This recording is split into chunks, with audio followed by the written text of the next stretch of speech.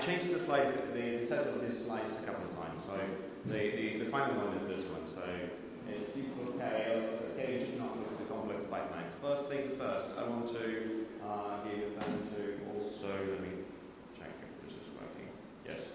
To Stefano Giovanazzo is one of the students I supervise and have the pleasure to work with. This project is basically started as a master thesis project of this student, and we now publish this in Github. A little bit of myself, I'm a data scientist, so I will give you about I will give you the perspective of a data scientist in this talk. But this talk will be a sort of mixture between data science and DevOps, but not about DevOps. I'm now visiting dynamic genetics, this lab in the University of Bristol. My research interest in machine and deep learning for Kubernetes in general.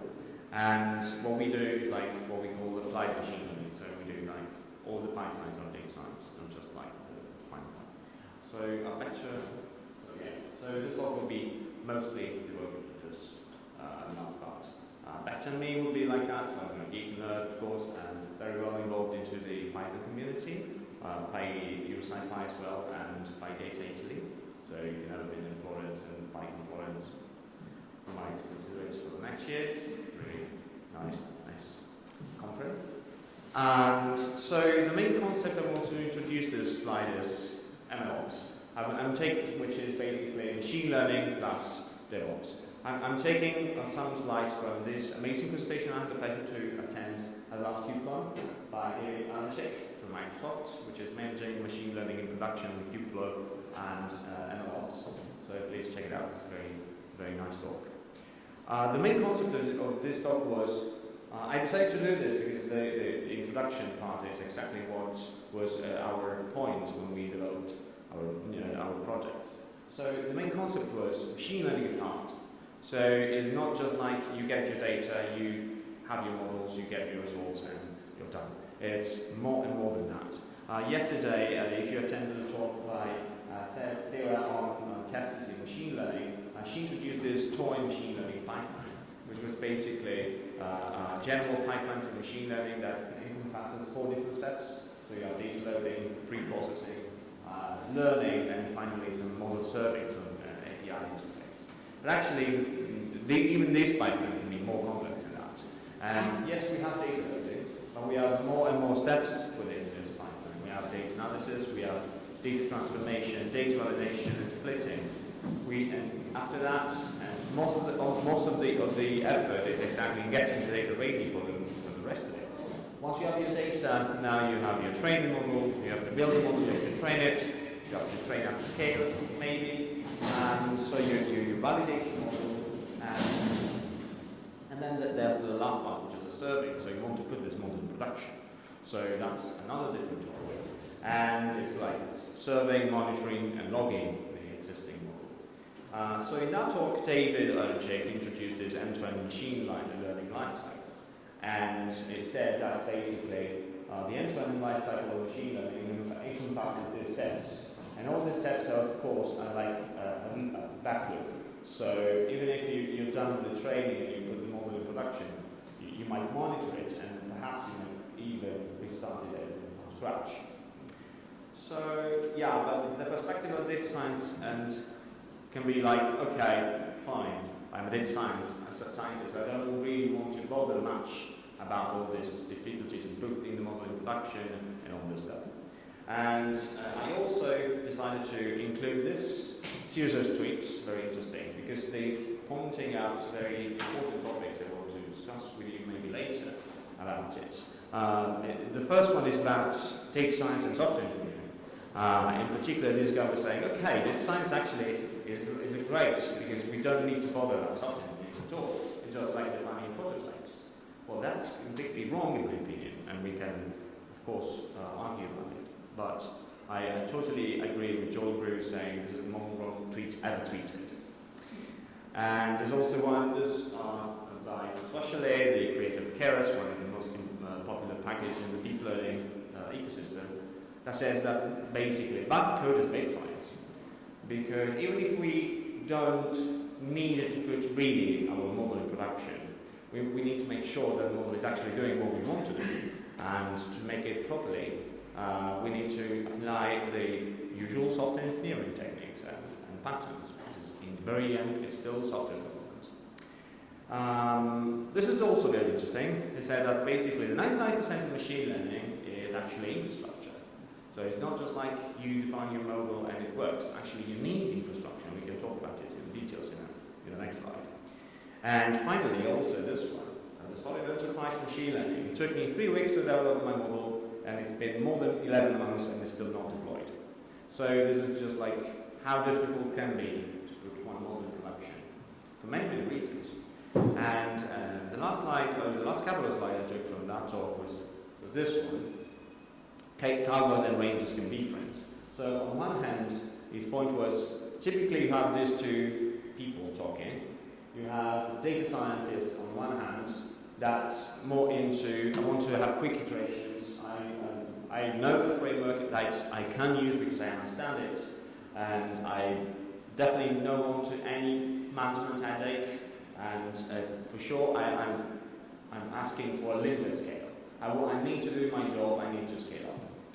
On the other hand, there's a machine learning engineer or system reliability engineer that says, okay, yes, we use some tooling and platform. That's good. But we need to apply some compliance to our corporates, and we need observability because we need to monitor and logging all the operations, and also we want to guarantee uptime. And so these two people are talking two different languages, and the main concept of each solution with machine learning operations is like integrating everything in one unique pipeline that can be shared, basically including first of all, collaboration of code or GitHub. And the rest of it will be like build your application, test it, release it, monitoring, and repeat this process over and over again. Actually, it's exactly what you do when you do DevOps, but it's sort of readapted for the machine learning case. Talking about the specialized infrastructure we mentioned previously, when I said specialized infrastructure, I meant basically 3 different main concepts. When it comes to machine learning and now even deep learning, you first of all need specialized chipset. So you need a very specific hardware for your experiments. Then you also need specialized software. We're in the Python community, most of it is Python based. So you have all this machine learning and deep learning frameworks like PyTorch, TensorFlow, Scikit-learn. And you also need some computing platform at the very end. And nowadays, more and more data science, more and more people are moving into forget about your HPC cluster. Let's use cloud resources because they're already there. You can use it.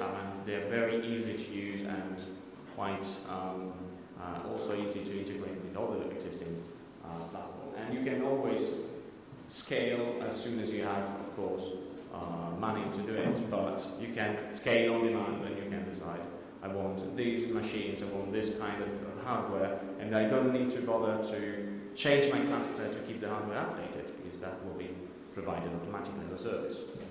So existing state-of-the-art technologies with that support machine learning workloads in the cloud. I just introduced these 2 platforms because these 2 platforms were the 2 that we analyzed for our projects. So we have on one hand Kubeflow, on the other hand we have Polyabsence. Perhaps you know this tools already. Both these tools can work either on premises or on cloud. I'm more focusing on cloud solutions, but all of it can be applied perfectly on-prem. And these 2 frameworks, let's say, platforms, are based on Kubernetes, which is one popular project that will be used to manage the resource into the cloud infrastructure. So, and it's also cloud agnostic, so you can basically translate whatever you're doing into the cluster provider of your choice. So like it would be Microsoft Azure, AWS, Google Cloud Platform, whatever it is. So Kubernetes in a nutshell is this one. So it works in this way. Kubernetes provides 3 main components. You have the scheduler, the controllers, and the cluster states. You deploy your YAML file using some declarative API, which contains basically a configuration of the cluster. Kubernetes takes this one and provides you the software infrastructure to allocate resources on demand. And it also has a very nice API server, so you can leverage on this API server. By the way, in case you don't know, Kubernetes is a container orchestration engine. So the main part of Kubernetes is basically, so it is typically Docker containers, but it can be any kind of container. The main purpose of Kubernetes is basically orchestrating the different containers, allocating the resources they need. And so it's managing both the hardware and the software at the same time. And it's been developed internally at Google and open source in 2014. Now Kubernetes is a really production-ready software for any kind of solution. It's the basis of all of it. And leveraging on these APIs, Kubernetes is the support to extend core components. So actually you can, you can leverage on these API servers to generate new custom components. These are technically called custom components. Some example can be like Golang operator, Python operator, JavaScript. For all of this, basically, you can support as many languages as you want. So you can write your application in the language of your choice. So going back to the previous solution, so polyaxon is this one. I'm going to show just this slide, not going in very much into the details of it. Polyaxon is a full-fledged solution. It provides like a solution and an internal API, plus a dashboard, command line interface, has the SDK, is full-fledged, and everything is integrated with a sort of monolithic application that can be used based still on Kubernetes on any cloud provider or on premises. And it basically gives you the possibility to track the whole life cycle of machine and deep learning experiments. So you can use it, and you can take it as it is, and you can use it. On the other hand, Kubeflow has been developed as an external component of Kubernetes, and Kubeflow is an external component of Kubernetes specifically devoted for machine learning. So if you remember what I told you about the extra component of Kubernetes, Kubeflow has been designed specifically with machine learning in mind. And what it does is provide integration with Jupyter notebooks, model serving, hyperparameter tuning, or distributed training. And everything is based on the core of Kubernetes. So just to give you an example of the distributed deep learning training. So what you can do with distributed deep learning training included in Kubeflow is like, in addition to your cluster searching, you still need to provide your deep learning training controller, which is an additional component in your configuration of the cluster. So you can activate this component in your cluster.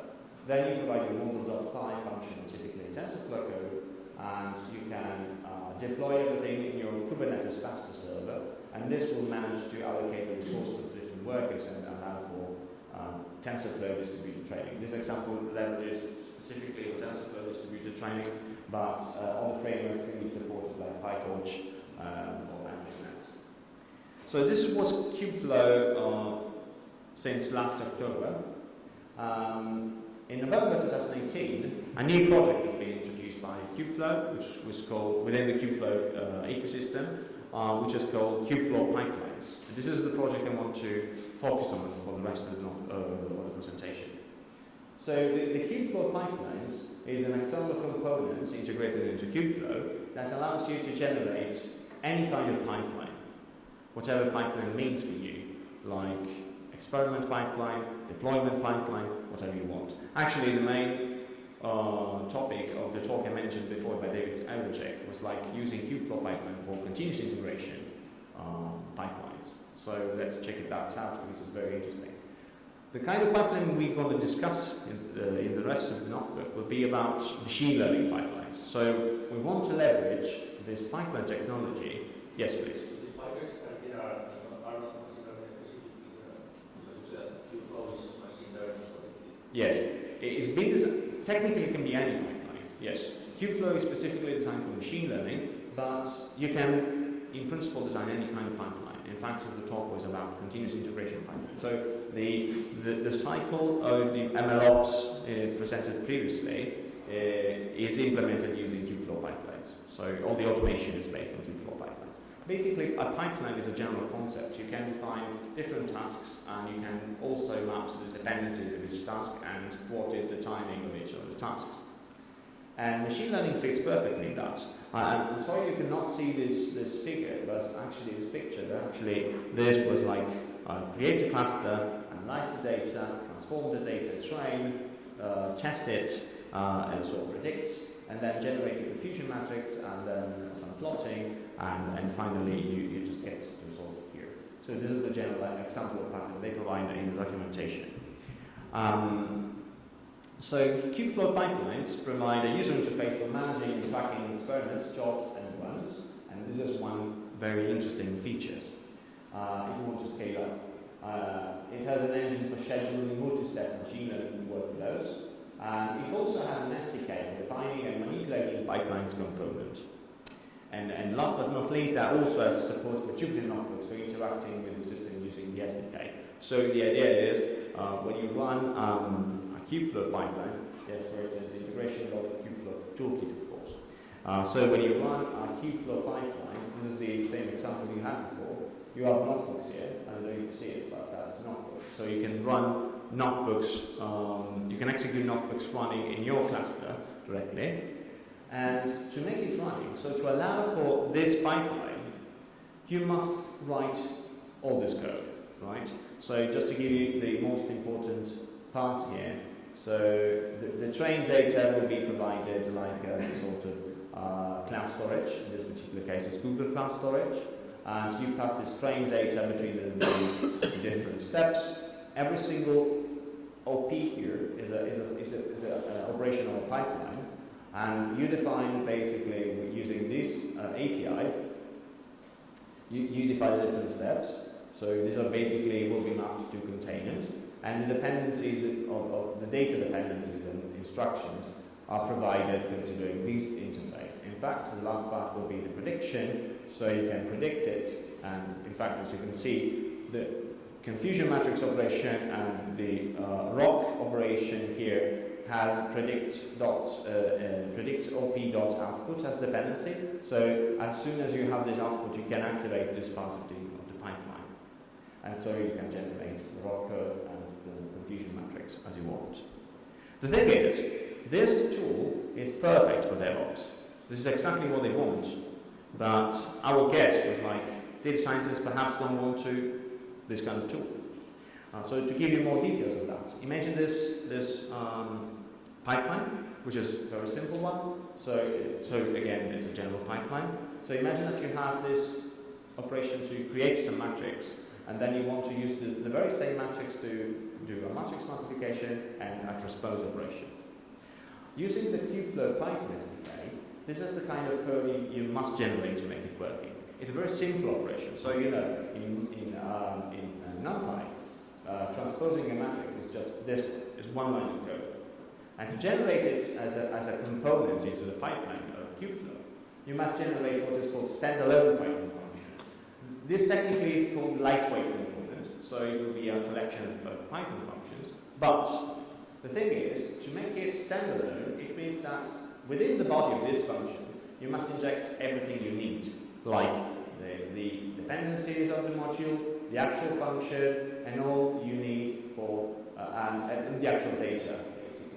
Okay, so this is a standalone function. This is not a normal Python function. So this is not like what a data scientist would program his pipeline normally, right? And in fact, yes, this was the dependencies you must inject into this standalone function. And to complete this very simple pipeline, this is the final code you must generate. As you can see, it's lots of boilerplate code, and it's not very natural code, because you must integrate the standalone function as components, because every single function must contain the dependencies needs. And this is why we developed this project, which is, we call it Kale. Actually, the correct pronunciation should be Kale, because we integrated with Jupyter. This is the whole story, that's a fun one. We integrated with Jupyter, and we looked for moons in Jupyter, and we found this Kale moon, And we thought, well, okay, this could be a good acronym for our project, which is actually Kubeflow Automated Pipelines Engine. But then we realized that actually Kale is another word in English, and that's why the logo. So we can call it Kale or Kale, whatever. So the general idea of Kale is like, we start from Jupyter Notebook, and we want to generate from a normal Jupyter Notebook developed on your local machine. Thank you. You want to take a normal notebook, the very same one you run on your own machine, so we know the gibberish of the standalone Python function, and you generate the Kubeflow pipeline to scale up. And Kale is the engine in between that does this job. That's the main purpose of this project. So what's the idea then? So imagine that you have a local Jupyter notebook here. Let's give this very simple example. You want to put on cloud whatever you want to do, like it's just a simple function, of course. Imagine, but this will fit in the slide, so that's why I'm telling you this. You can, of course, make any even more complex examples. So imagine that you want to generate this pipeline, and generating this pipeline means that you have one local container that will create a matrix, and two different other containers, two different other nodes into the pipelines that will do operations depending on the previous one. So in some sense, you're parallelizing these two operations. You're not performing them like again in a sequence fashion. And so our idea was, what if we can basically take this notebook, which is perfectly doing this operation, and map exactly this notebook into a Kubeflow pipeline. The way we did it was like leveraging on, I don't know if you know this feature, but in Jupyter Notebooks, you can actually target the cells. So you can reuse this cell tagging feature included into Jupyter Notebook to allow the engine produced by Kale to interpret this notebook and generate the pipeline. So the syntax of this cell tagging we introduced is very simple. Actually, there are just three main tags. You have the block tag, the previous tag, and the imports tag. The imports tag is straightforward. Everything should be imported in your notebook, and everything, so it will be the module you will need. Block and previous will basically define the name of the component and the dependencies of the component. What we need in our syntax analyzer is just basically that you put a prefix in your cell tagging, like block colon and previous colon. No more than that. And the name can be any name you fancy.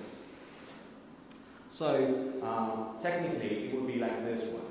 So you can add as many tags as you want, and we're basically, with the previous example, we're basically creating the blocks as we want it. And the only dependencies we had in our previous example was the init, which was actually the previous one. Sorry, this was a blunder. The init was the name of the previous one.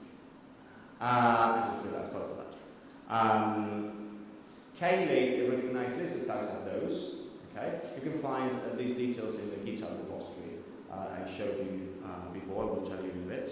And you can see that we developed this additional extension based on this Jupyter Lab extension based on Jupyter cell tags. So you can basically use the cell tags here provided by Jupyter Lab, and we also integrated this additional plugin to make everything working. So you run your Python test, you put some description, everything is ready, so you can click on it, and basically everything will be automatically deployed.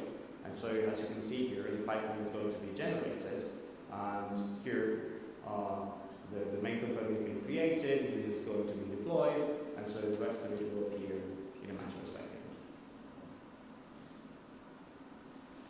So it's still executing, and but all the deployment was like a click on the Jupyter. And the original Jupyter notebook was exactly the very same one on your local machine.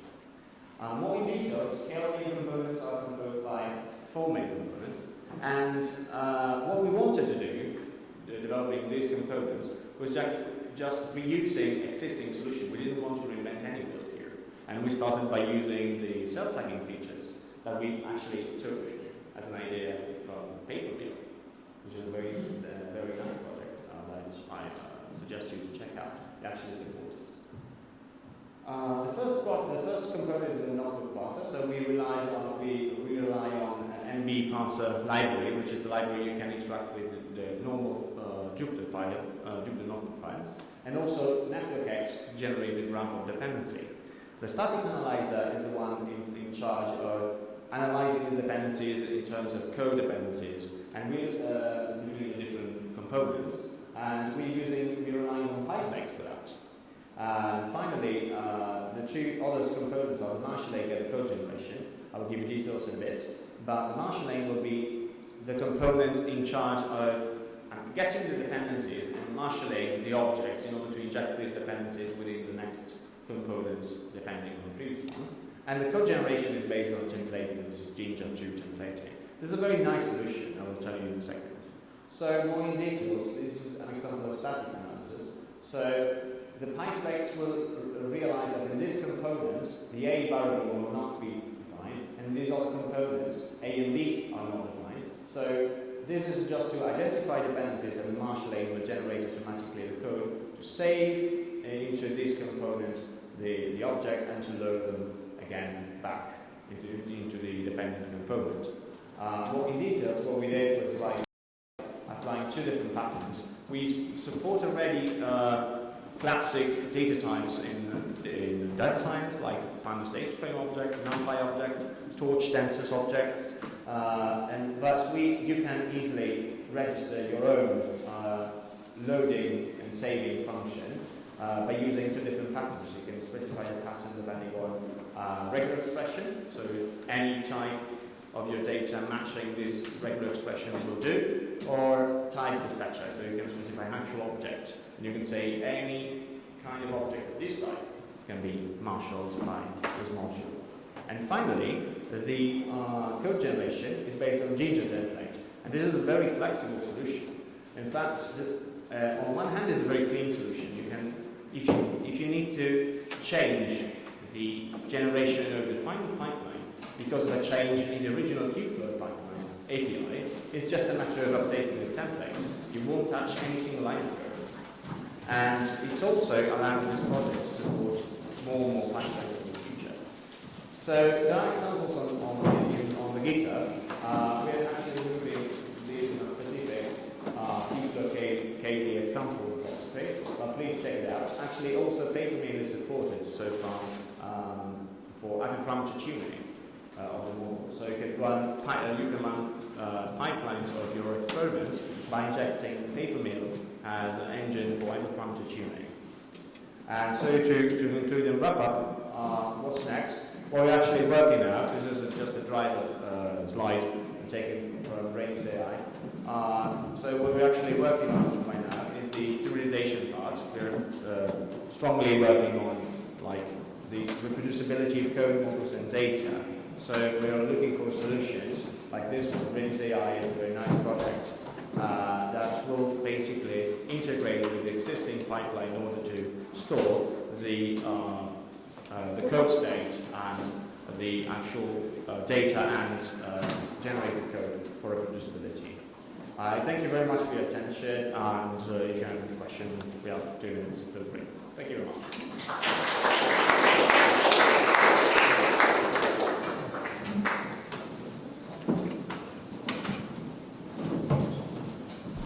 Any question?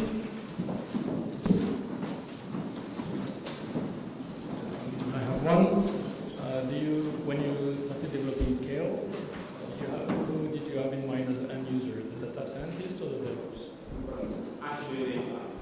So perhaps I didn't tell you explicitly, but our main goal was like integrating the scaling of our experiments of data science and machine learning pipelines, and allow other data scientists not very keen into learning new API to make it. So they were developing their models, and they wanted to make it scaling, but it was like a matter of, okay, I'm done.